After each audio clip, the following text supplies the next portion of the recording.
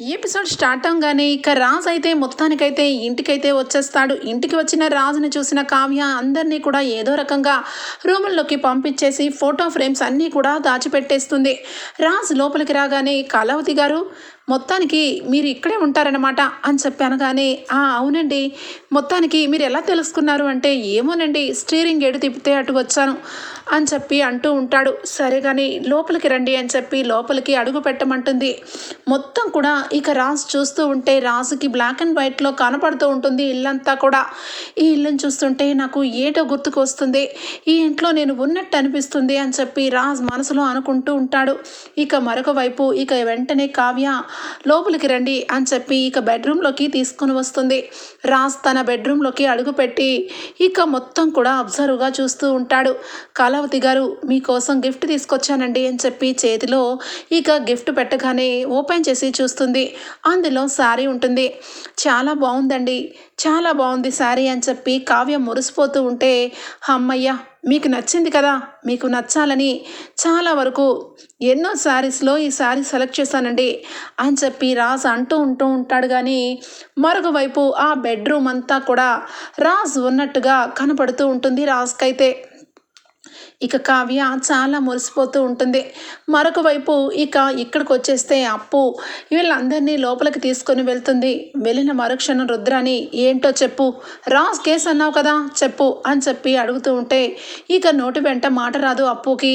ఏమని చెప్పాలి ఈ కేసు అని చెప్పి వీళ్ళతో చెప్పాను, కేసు గురించి ఏం మాట్లాడాలబ్బా అని చెప్పి చూస్తూ ఉంటే హలో నిన్నే కింద హాల్లో చెప్పకుండా సీక్రెట్ అని చెప్పి రూమ్లోకి తీసుకొని వచ్చావు కదా, ఏంటో చెప్పు, నాకు చాలా పనులున్నాయి అని చెప్పి రుద్రాని అంటూ ఉంటే రాహుల్ అని చెప్పి మాట్లాడుతుంది. ఇక అప్పు అయితే ఏమైంది, మా ఆయన పేరు పెట్టి అంత గట్టిగా అరిచావు అని చెప్పి స్వప్న అనగానే అక్క ఏమీ లేదక్క, రాజుబావ కేసులో కొన్ని విషయాలు బయటపడ్డాయి.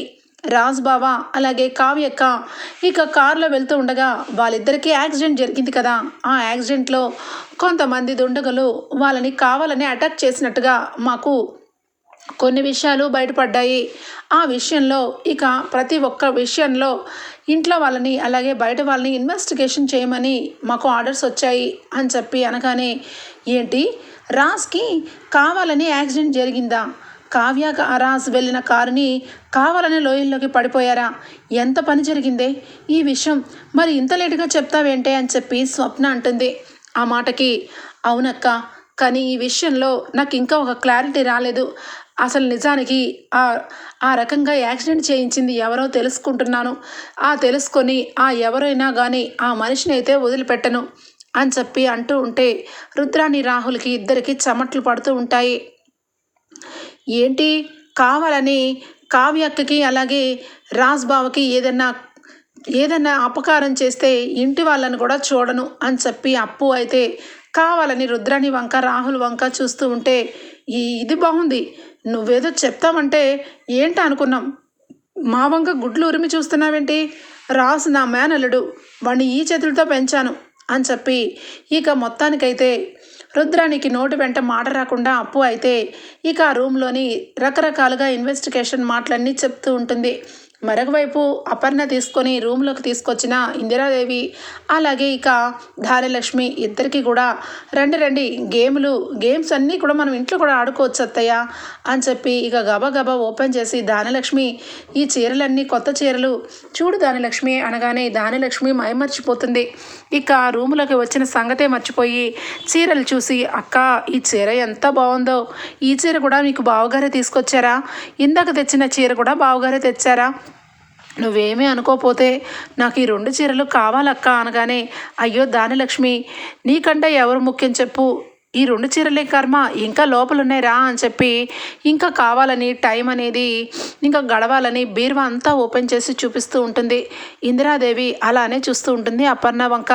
అత్తయ్య గారు మీకు ఏ చీరలు నచ్చలేదా అనగానే అపర్ణ ఏంటి అపర్ణ ఇదంతా చిన్నపిల్లలాగా ఇంట్లో రూమ్లో గేమ్స్ అన్నావు, ఇక్కడికి తీసుకొచ్చి బీరువా మొత్తం కూడా ఓపెన్ చేసి చీరలు చూపిస్తున్నావు, ఏమైంది నీకు అని చెప్పి అంటూ ఉంటే, అయ్యో అత్తయ్య, అక్కకేమీ అవ్వలేదు, కొంచెం సేపు మీరు సైలెంట్గా కూర్చోండి అత్తయ్య, నాకు ఈ చీరలన్నీ బాగా నచ్చాయి, నాకు నీకు ఇక మెజర్మెంట్స్ ఒకటే కాబట్టి, బ్లౌజులు కూడా ఒకటే కాబట్టి ఖచ్చితంగా ఒక్కొక్కసారి నేను కూడా కట్టుకోవచ్చు కదా అక్క అనగానే, అయ్యో కట్టుకోవచ్చు దాని లక్ష్మి, ఖచ్చితంగా కట్టుకోవచ్చు అత్తయ్య, మీరు ఈ చీరలు చూస్తే మీకు బోర్ అనిపిస్తుంది, మీరు ఇలా రండి, ఇదిగోండి ఈ బొమ్మను చూసారా, ఈ బొమ్మ అంతకుముందు రాస్ తీసుకొచ్చిన బొమ్మ, ఇది ఎంత బాగుందో చూడండి అని చెప్పి చేతిలో పెడుతూ ఉంటే, ఇక ఇందిరాదేవి అయితే మనసులో, ఏంటి అపర్ణ ఈ రకంగా ప్రవర్తిస్తుంది, నిజానికి ఆ రుద్రాన్ని చెప్పినట్టు అపర్ణకి ఏమన్నా అయ్యిందా, లేదంటే అపర్ణ ఎందుకు ఇలా ప్రవర్తిస్తుంది, అసలు ఏ రకంగా అక్కడ గేమ్ అనింది, అక్కడ ఆటలాడుతూ ఉంటే ఇక లోపలికి తీసుకొచ్చింది, ఇక్కడేమో చీరలు చూపిస్తుంది, కావాలనే ఈ విషయాల్లో అపర్ణ ఏదో దాచిపెడుతుందా, లేదంటే అపర్ణలో నిజంగానే తేడా కలిగిందా అని చెప్పి ఇందిరాదేవి అలానే చూస్తూ ఉండిపోతుంది. ఇక మొత్తానికైతే రాజ్ రావటం, ఇక రాజ్ అయితే ఇల్లంతా కూడా పరిశీలనగా చూడటం ఇక జరుగుతూ ఉంటే, కావ్య, ఏమండి ఈ ఇంటికి మీరు ఆ దేవుడి నిర్ణయం ప్రకారమే ఇంటికి వచ్చారు, ఈరోజు మీరు ఇలా ఇంటికి వచ్చారు, కానీ నిజానికి ఏదో ఒక రోజు మీ గతం మొత్తం గుర్తు తెచ్చుకొని ఇంటికి రావాలండి అని చెప్పి రాజుని చూసుకుంటూ అలాగే ఉండిపోతుంది. కళావతి గారు అని చెప్పి అనగానే, అవును, మీరు ఒక్కరే ఉంటారా, ఇంట్లో ఎవరు లేరా అని చెప్పి రాజు అనగానే, వాళ్ళందరూ గుడికి వెళ్ళారండి, నేను ఒక్కదాన్నే ఇంట్లో ఉన్నాను అనగానే, చూసారా నేను అడ్రస్ని ఏ రకంగా పట్టుకొని తీసుకొని వచ్చాను అనగానే, అవునండి మీరు నిజంగా సూపర్, మీరు సూపర్ అంతే అని చెప్పి కావ్య అంటుంది. ఇక సరే కానీ నేను బయలుదేరుతానండి కళావతి గారు అని చెప్పి అనగానే, సరే సరే రండి అని చెప్పి ఇక ఫాస్ట్గా రాజుని కిందికి పిలుచుకొని తీసుకొని వస్తూ ఉంటుంది. ఇంతలోనే ఇక అపర్ణ, ఇందిరాదేవి వీళ్ళందరూ కూడా ఇక చూస్తూ ఇక, అపర్ణ ఈరోజు నాకు ట్యాబ్లెట్ వేసుకునే టైం అయింది, నేను వెళ్ళి ట్యాబ్లెట్ వేసుకుంటాను, కావాలంటే మీ ఇద్దరు చీరలు చూసుకోండి అని చెప్పి ఇందిరాదేవి బయటికి వచ్చేస్తూ ఉంటుంది. ఇంతలోపలే కావ్య రాజుని బయటికి పంపించేస్తూ, అమ్మ బాబోయ్, ఇక అమ్మమ్మ అలాగే అందరూ బయటకు వచ్చేస్తున్నారు అని చెప్పి మెయిన్ డోర్ అయితే ఇక క్లోజ్ చేసేస్తుంది. ఇక రాజ్ ఒక్కసారిగా బయటకు వెళ్ళిపోతూ ఉంటే, అమ్మయ్య అని చెప్పి క్లోజ్ చేస్తూ వెనక్కి తిరిగి చూస్తుంది కావ్య. ఒక్కసారిగా ఎదురుగా సుభాష్ ఉంటాడు. సుభాష్ అప్పుడే బయట నుంచి లోపలికి వస్తూ రాజుని చూసి ఒక్కసారిగా గుండె ఆగినంత పని అవుతుంది సుభాష్కి. నిలువెత్తు రాజుని చూసి, నన్న రాజ్ అని చెప్పి ఇక ఒక్కసారిగా రాజుని గట్టిగా పట్టుకుంటాడు. అంతే, ఇక కావ్య, అయ్యో మామయ్య గారు ఎంత పని చేశారండి అని చెప్పి ఇక గబగబా మనసులో అనుకుంటూ, అది మామయ్య గారు అని చెప్పి సైగ చేస్తూ ఉంటుంది. రాజ్ దగ్గర పట్టుకొని, నాన్న రాజ్ వచ్చేసావా, రాజ్ నా కోసం వచ్చావా నాన్న అని చెప్పి గట్టిగా పట్టుకొని ఇక ఏడ్చేస్తాడు చిన్న పిల్లవాళ్ళలాగా. సుభాష్ అయితే, మామయ్య గారు, అయ్యో మామయ్య గారు అని చెప్పి చేయి పట్టుకొని పక్కకి లాక్కొస్తుంది. రాజ్కి ఏమీ అర్థం కాదు. ఒక్కసారిగా రాజ్ అలా సుభాష్ హత్తుకోగానే గుండెంతా కూడా ఒక రకంగా భారంగా అయిపోతుంది. ఇక మొత్తానికైతే రాజ్కైతే, అది మీరు అని చెప్పి అంటూ ఉంటే, అరే రామ్ గారు మీరేమి కంగారు పడద్దు, ఆయన మా అంకుల్, మీరు అచ్చం మా అంకుల్ వాళ్ళ అబ్బాయిలాగా అనిపించేసరికి మిమ్మల్ని అలా పట్టుకున్నారు, అంతే అని చెప్పి అనగానే, అమ్మ కావ్య అనగానే, మావయ్య గారు అని చెప్పి ఇక సైగ చేస్తుంది. రాజ్ ఇక వెంటనే మనసులో ఒక్కసారిగా సుభాష్ అలా పట్టుకొని ఏడ్చేసరికి గుండెల్లో ఒక రకంగా అనిపిస్తూ ఉంటుంది రాజ్కైతే. లేదు, తప్పకుండా కళావతి గారు కావాలని ఏదో నా దగ్గర దాచిపెడుతున్నారు. ఈ ఇల్లు నాకు అస్సలు కొత్తగా అనిపించలేదు. ఈ ఇల్లుని చూసినా, ఈ మనిషిని చూసినా, కళావతిని చూసినా నాకెందుకో దగ్గర మనుషుల్లాగే అనిపిస్తుంది. అంతెందుకు, ఇప్పుడు నన్ను పట్టుకొని ఏడ్చిన ఈయనని చూస్తుంటే స్వయాన నా తండ్రిలాగా నాకు అనిపిస్తుంది. ఎందుకు కళావతి గారు నాకు ఏమీ చెప్పకుండా ఎందుకు మాటలు మార్చేస్తున్నారో అర్థం కావట్లేదు. త్వరలోనే తెలుసుకుంటాను కళావతి. ఖచ్చితంగా నువ్వు నాకు ఏమవుతావో, ఈ కుటుంబానికి నాకు ఏంటి సంబంధం, ఈ ఇంట్లో నేను ఉన్నాను కాబట్టి నాకు ఈ ఇంటికి ఉన్న సంబంధం ఏంటో తెలుసుకుంటాను అని చెప్పి ఇక సరే కళావతి గారు నేను బయలుదేరుతాను అని చెప్పి ఇక రాజు వెళ్ళిపోతాడు. ఇక సుభాష్ అయితే కన్నీరు తుడుచుకుంటూ అమ్మ కావ్య రాజుని పట్టుకొని ఎందుకమ్మా బయటికి వెళ్ళనిచ్చావు, వాడు ఇంటివాడు, నా కొడుకు, ఈ ఇంటి వారసుడు, రాజు బ్రతికే ఉన్నాడు అని చెప్పి ఇక బాగా ఎమోషనల్ అయిపోతూ ఉంటారు. మావయ్య గారు మీరు బాధపడకండి, మీ అబ్బాయి బ్రతికే ఉన్నారని నేను చాలాసార్లు చెప్పాను, కానీ మీరెవ్వరూ నమ్మలేదు. కానీ ఇప్పుడు ఆయనకి తీసుకొని వెళ్ళి ఏమండి నేను మీ భార్యని, ఇదిగోండి మీ కన్న తండ్రి అని చెప్పే స్థితిలో లేను మావయ్య గారు. ఆయనకి గతం మొత్తం కూడా మర్చిపోయారు.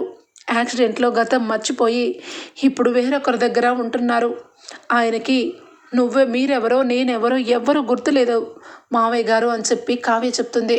ఒక్కసారిగా సుభాష్ అయితే అమ్మ కావ్య ఏం చెప్తున్నావమ్మా, వాడికి గతం గుర్తులేదా, మరి ఇక్కడికి ఎలా వచ్చాడమ్మా అనగానే ఆయన గతం మర్చిపోయినా ఆయన ప్రేమ అనురాగాలు మర్చిపోలేదు మావయ్య గారు.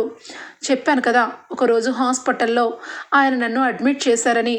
ఆ రోజు నుంచి ఆయన నాకు పరిచయం చేసుకొని నేను బయట ఆవిడలాగా ఆయనతో మాట్లాడుతున్నాను. ఆయన దృష్టిలో నేను ఒక ఫ్రెండ్ని, అంతే మావయ్య గారు. ఈ విషయం అత్తయ్య గారికి కూడా చెప్పాను. అత్తయ్య గారు కూడా ఇక ఆయన ఆరోగ్యరీత్యా ఆయనకి ఏమి జరగకూడదని ఇంట్లో ఎవరికి కూడా ఆయన బ్రతికే ఉన్నారని ఆయన ఉన్న అడ్రస్ తెలిసి కూడా చెప్పట్లేదు. దయచేసి మీరు కూడా ఈ విషయం ఇంట్లో ఎవరికి చెప్పొద్దు మావయ్య గారు అని చెప్పి ఇక కావ్య అయితే సుభాష్కి చెప్తుంది. అమ్మ కావ్య నువ్వు చెప్పినట్టుగా వాడు గతం మర్చిపోయాడు. వాడికి గతం గుర్తు చేస్తే వాడి ప్రాణాలకు ముప్పని నువ్వు అంటున్నావు. మరి ఈ విషయంలో వాడికి ఎప్పుడు గతం గుర్తుకొస్తుందమ్మా, వాడు తిరిగి ఇంటికి ఎప్పుడు వస్తాడు? నాకు వాడిని చూడాలనిపిస్తుంది, వాడినితో మాట్లాడాలనిపిస్తుంది, వాడు మునుపట్లాగా మన ఇంట్లోనే ఉండాలనిపిస్తుంది అనగానే మావయ్య గారు ఇదంతా త్వరలోనే జరుగుతుంది. ఆయన లేడు అనుకున్నప్పుడే ఆ దేవుడు మనకి ఆయన్ని కళ్ళ ముందు కనిపించేలా చేశాడు. ఆయనకి గతం ఎందుకు గుర్తుకు రాదు? ఖచ్చితంగా గుర్తుకు వస్తుంది. ఆయన ఇప్పటికే ఈ అడ్రస్ ఆయనకి తెలియకపోయినా ఆయనంతలో ఆయనే ఇంటికి వచ్చారు. అంతెందుకు మొన్న సంతకం కూడా ఆయన చేతే పెట్టించి తీసుకొని వచ్చాను. ఆయన సంతకం గుర్తుంది, ఆయన తిరిగి పెరిగిన ఇల్లు గుర్తుంది. అంతెందుకు ఆయన మనసు, నేను అతని భార్యనని ఆయనకు గుర్తు లేకపోయినా నాకు అతనికి ఏదో సంబంధం ఉంది అని మాత్రం ఆయన గుర్తు పెట్టుకొని నన్ను పదే పదే అడుగుతున్నారు. ఖచ్చితంగా ఆయనకి గతం గుర్తుకొస్తుంది మావయ్య గారు, కానీ మీరు మాత్రం ఈ విషయం ఎట్టి పరిస్థితుల్లోనూ చెప్పకండి అని చెప్పి అనగానే సరేనమ్మా, నువ్వు చెప్పినట్టుగా నా కొడుకు బ్రతికే ఉన్నాడు, అంతకంటే నాకు సంతోషమేముంది అని చెప్పి సుభాష్ అయితే ఇక ఆనందంతో ఇక రూమ్లోకి అయితే వస్తాడు. ఇక మొత్తానికైతే దుగ్గిరాల కుటుంబం అందరూ కూడా ఇక సుభాష్ చాలా సంతోషంలో ఉండడం చూస్తారు. ఒరే సుభాష్ ఏమైందిరా, ఎంత ఆనందంగా ఉన్నావేంటి అని చెప్పి ఇందిరాదేవి అనడంతో అమ్మా ఎందుకమ్మా ఆనందంగా ఉండకూడదు, నా కొడుకు బ్రతికే ఉన్నాడు, అలాంటప్పుడు నేను ఎందుకు సాడ్గా ఉండాలి? అందుకే నేను ఈ రోజు నుంచి నా మనసులో ఉన్న భారం అంతా దించేసుకున్నాను. నా కొడుకు ఖచ్చితంగా తిరిగి ఇంటికి వస్తాడని నమ్మకంతోనే ఉన్నాను.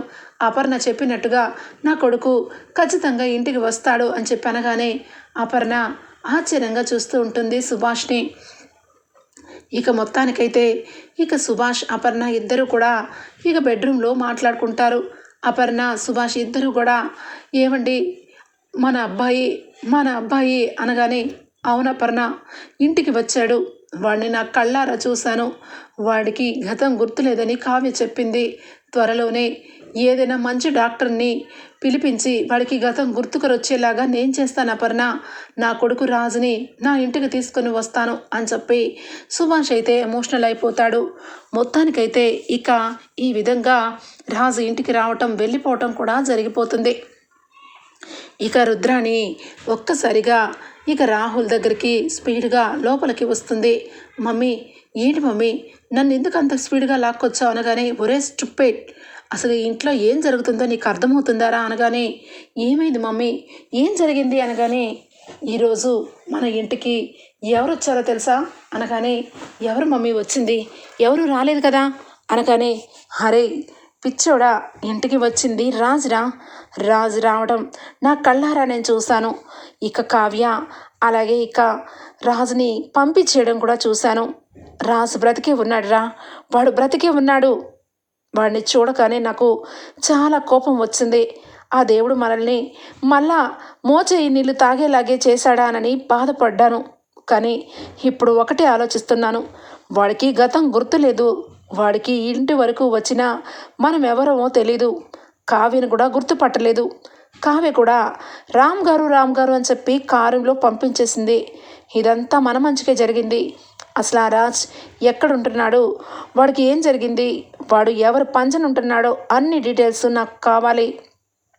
పద పద అని చెప్పి కారు తీసుకొని ఇక వెంటనే ఇక బయలుదేరుతుంది రుద్రాణి.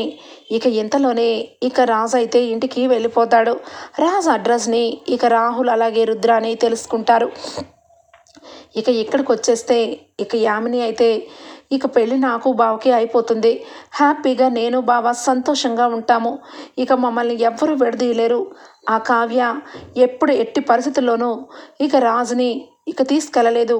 3 ముళ్ళ బంధం పడిపోయిన మరుక్షణం రాజ్తో నేను ఫారెన్ వెళ్ళిపోతాను మమ్మీ అని చెప్పి ఇక సంతోషంలో మునిగిపోతూ ఉంటుంది. ఎంతలోనే రుద్రాణి ఇక ఇంటికి వస్తుంది. ఎవరది అని చెప్పి ఇక యామిని బయటకు డోర్ తేగానే రుద్రాణి వెంటనే యామిని అంటే నువ్వేనా అని చెప్పి అనగానే అవును నేనే యామినిని అనగానే చూడు యామిని, నువ్వు చేసేదంతా కూడా నాకు తెలుసు. మీ ఇంట్లో ఉన్నది నా మేనల్లుడు రాజ్ అని చెప్పనగానే ఒక్కసారిగా యామిని గుండె బద్దలైపోతుంది. లేదు నా నా కాబోయే భర్త మీ మేనల్లుడు ఎవరు, మీరు తప్పు అడ్రస్కి వచ్చారు అనగానే లేదు కరెక్ట్ అడ్రస్కే వచ్చాను. ఇప్పుడు లోపలికి వెళ్ళింది స్వరాజ్ దుగ్గిరాల వారసుడు, స్వయాన నాకు మేనల్లుడు. నువ్వు ఎన్ని మాటలు చెప్పినా ఖచ్చితంగా వాడు రాజే అనగానే మీరు ఎందుకు వచ్చారు, నన్ను నా బావని విడదీయడానికి వచ్చారా అనగానే చాలు ఆపోయామని మొత్తం మాకు తెలిసిపోయింది. కానీ నేను నీ వైపే ఉన్నానని చెప్పడానికే వచ్చాను అనగానే ఒక్కసారిగా ఏం మాట్లాడుతున్నారు మీరు అనగానే మీరు అంతా నాగ్గా బాగానే ప్లాన్ చేసావు. యాక్సిడెంట్ చేయించి రాజ్ గతం మర్చిపోయేసరికి రాజుని కాస్త రామ్గా మార్చి పెళ్లి చేసుకోబోతున్నావు. బాగానే ఉంది నీ ఐడియా. నువ్వు ఒకప్పుడు రాజుని పిచ్చిగా ప్రేమించావు కాబట్టి, నీ పిచ్చిలో నీకు ఆనందం ఉంది కాబట్టి రాజుని రామ్గా మార్చావు. బాగానే ఉంది. కానీ ఈరోజు రాజ్ ఎక్కడికి వచ్చాడో తెలుసా? సరాసరి ఇక వాడు పుట్టి పెరిగిన ఇంటికే వచ్చాడు. వాడి తండ్రిని కలిశాడు, వాడి భార్యని కూడా కలిశాడు. కానీ పాపం గుర్తుపట్టలేక ఇంటికి వచ్చాడు. కానీ ఎంతసేపు చెప్పు, వాడికి 2 నిమిషాల్లో గతాన్ని గుర్తుకు తీసుకొని వాడిని తీసుకొని వెళ్ళిపోవడానికి అనగానే ఇక ఒక్కసారిగా ఏం మాట్లాడుతున్నారు మీరు, నా రాజుని నన్ను విడదీయడానికి ఎవరు వస్తారు అనగానే ఈరోజు నేను వచ్చాను, రేపు ఇక మా వదిన అలాగే అన్నయ్య వస్తారు.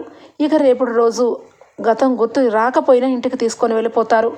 నువ్వు పెళ్ళి చేసుకుని ఇంకా పెళ్ళి 2 నెలల పాటు ఇలాగే పెళ్ళి అనుకుంటూ కలలు కనడం తప్ప ఏమీ జరగదు అని చెప్పి అంటుంది. ఆ మాటలకి వెంటనే యామిని ఏంటి మీరు చెప్పేదేంటి, నా రాజు నన్ను విడదీసే వాళ్ళు ఎవరూ లేరు. ఇక నా రాజుని నేను పెళ్లి చేసుకొని ఫారెన్ వెళ్ళిపోతున్నాను అనగానే గుడ్, చాలా బాగుంది ఐడియా. కానీ ఒకటి గుర్తుపెట్టుకో, పెళ్ళి అనేది 2 నెలల వరకు పెట్టుకోవద్దు. పెళ్ళి అనేది రేపే పెట్టుకొని ఎల్లుండి కల్లా ఫారెన్ తీసుకొని వెళ్ళిపో. లేదంటే రాజుని దుగ్గిరాల ఇంటికి తీసుకొని వస్తుంది ఇక మా వదిన మా అన్నయ్యకి రాజు బ్రతికే ఉన్నాడన్న విషయం తెలుస్తుంది. వాళ్ళు రాజు గురించి చాలా సంతోషపడుతున్నారు. ఖచ్చితంగా రాజు గతం గుర్తుకొచ్చినా రాకపోయినా ఏదో ఒక రోజు లోకల్లో ఉంటే తీసుకొని వెళ్ళిపోతారు. అదే నువ్వు పెళ్లి చేసుకొని తీసుకొని వెళ్ళిపోతే ఇక రాజు ఎక్కడా కనబడకపోయేసరికి కుమిలిపోయి కుసించిపోతారు. నేను మొత్తం సపోర్ట్ నీకే చేస్తాను. ఎందుకంటే ఒకప్పుడు ఎలాగైనా నువ్వు ఆ రాజుని ప్రేమించావు కాబట్టి నీ ప్రేమే గెలవాలని కోరుకుంటాను అనగానే ఇదంతా బాగానే ఉంది.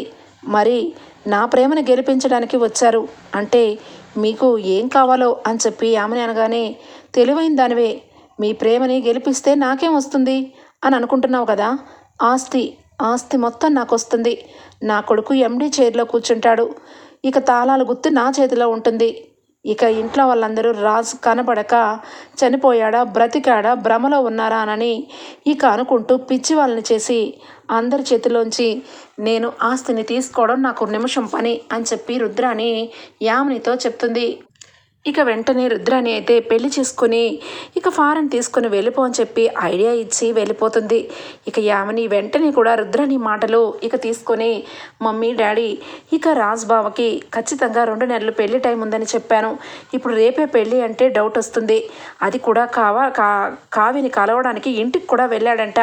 ఖచ్చితంగా ఇక బావ మెల్లమెల్లగా గతాన్ని గుర్తు తెచ్చుకుంటూ ఉంటాడు.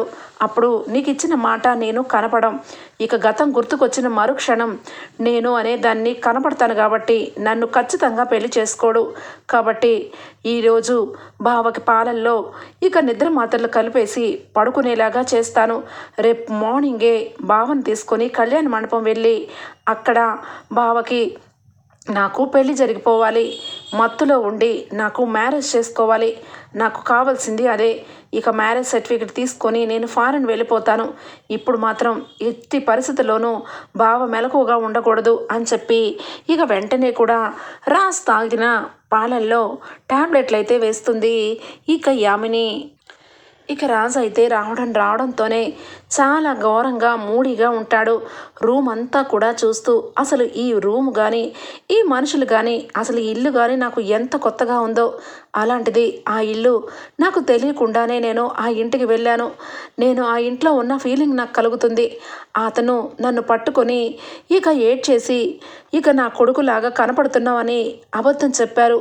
లేదు, ఖచ్చితంగా నా ఇల్లది. నాకు సంబంధించిన జ్ఞాపకాలన్నీ ఆ ఇంట్లోనే ఉన్నాయి. కళావతి గారు నా దగ్గర ఎందుకో దాచి పెడుతున్నారు. నేను ఈ విషయం ఎలా తెలుసుకోవాలి? రేపు ఖచ్చితంగా నేను డాక్టర్ దగ్గరికి వెళ్ళి డాక్టర్ని అడగాలి. అసలు నాకు యాక్సిడెంట్ అయ్యి నిజంగా కోమాలో ఉన్నానా, లేదంటే అసలు ఏం జరిగిందో వేరే డాక్టర్తో మాట్లాడాలి. రేపు ఖచ్చితంగా నేను హాస్పిటల్కి వెళ్ళాలి అని చెప్పి రాజు అయితే ఇక అనుకుంటూ ఉంటాడు.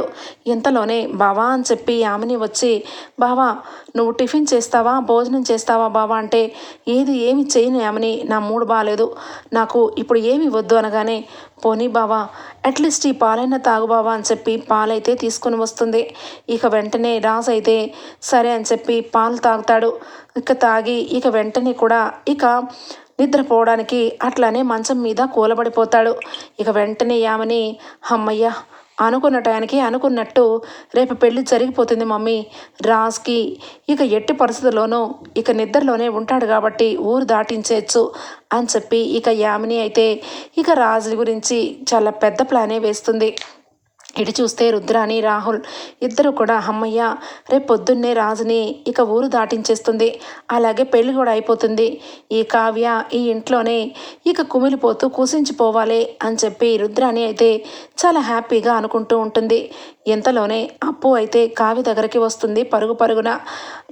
ఏంటి కావ్య ఏంటప్పు అనగానే, అక్క నేను ఇక మా పోలీస్ ఆఫీసర్తో ఎంక్వైరీలు మొదలుపెట్టాను. ఆ యామిని సామాన్యురాలు కాదక్క. అది చాలా చాలా ఘోరంగా రాజుబావని తన సొంతం చేసుకోవడానికి మీ ఇద్దరికీ యాక్సిడెంట్ చేయించింది. మీరు సామాన్యంగా లోయలో పడిపోలేదు, ఒక బుల్లెట్ తగిలి పడిపోయారు. ఎంక్వైరీ మొత్తం చేశాను, ఆ కిల్లర్ని కూడా పట్టుకున్నాము.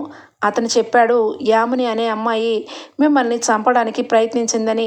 కళావతి గారిని చంపాలనుకుంటే ఇక ఆయనతో పాటు ఉన్న వ్యక్తి కూడా లోయలో పడిపోయాడని. అంటే అంతకుముందు నుంచే మన బావకి అలాగే ఆ యామినికి పరిచయం ఉందా అని చెప్పనగానే, అవునక్క, కాలేజ్ డేస్ అప్పుడు రాజ్బావని ఇష్టపడిందంట. తను అనుకున్నది అనుకున్నట్టు సాధించాలని మనస్తత్వం కలదంట. తను డ్రగ్స్కి కూడా అలవాటు పడి ఒక రకంగా సైకోలాగా మారిపోయిందంట. ఇవన్నీ కూడా తన ఎంక్వైరీలో తెలిసాయి. ఇంకొక విషయం ఏంటంటే బావని ఇక పెళ్లి చేసుకోపోతుందని మనం అనుకున్నాం కదా. ఆ విషయంలో ఇక ఖచ్చితంగా రాజ్బావని పెళ్లి చేసుకొని ఎక్కడికైనా ఊరు తీసుకొని వెళ్ళిపోతుందేమోనని నాకెందుకో అనుమానంగా ఉంది. ఎందుకంటే రాత్రి కానిస్టేబుల్ వాళ్ళని ఇంటి దగ్గర నేను ఏం జరుగుతుందో అబ్జర్వేషన్కి పెట్టాను.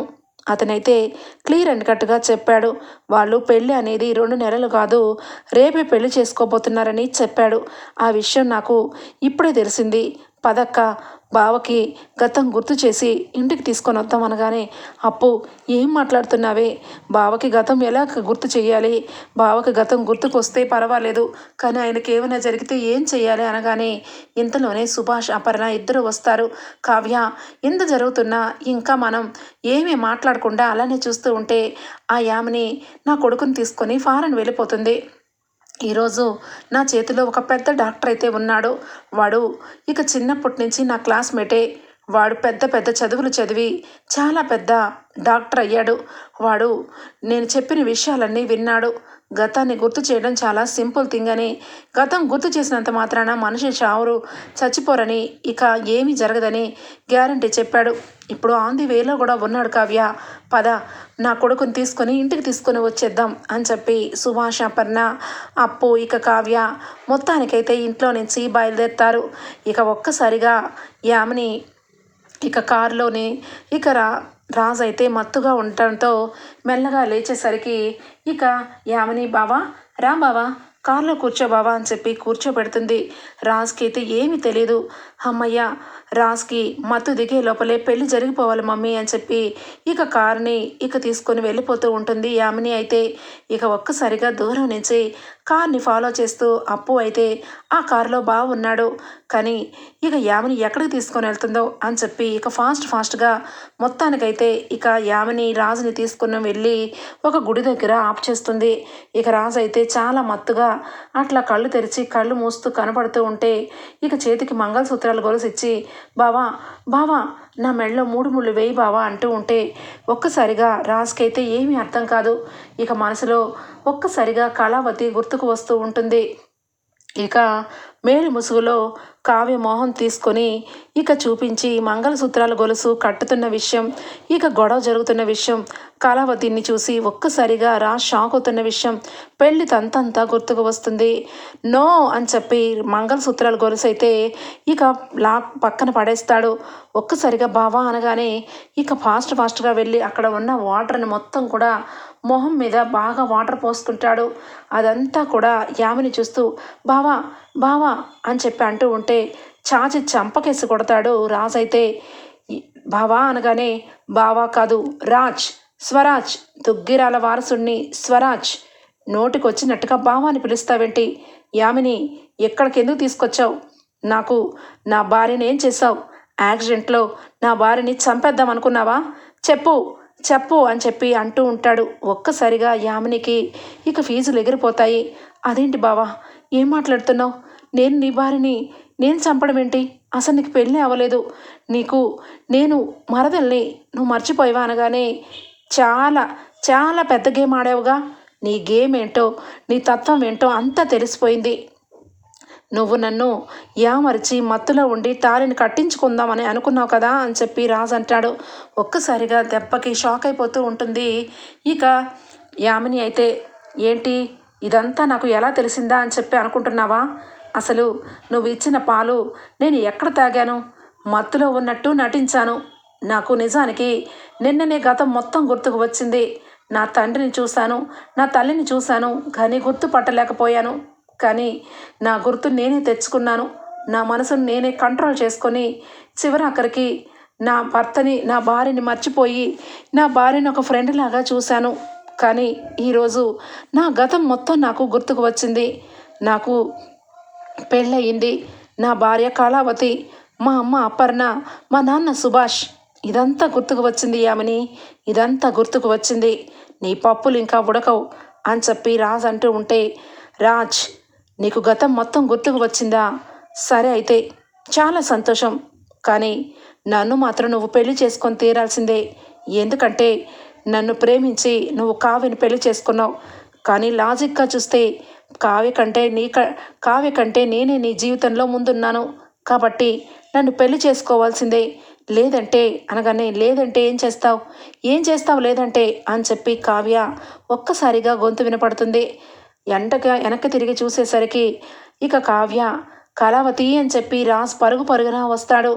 ఏమండి అని చెప్పనగానే, కళావతి, నాన్న, అమ్మ మీరందరూ అనగానే, ఒరే రాజ్, మేమందరం మమ్మల్ని అందరినీ గుర్తుపడుతున్నావా అనగానే, అమ్మ అంతా గుర్తుపడుతున్నాను.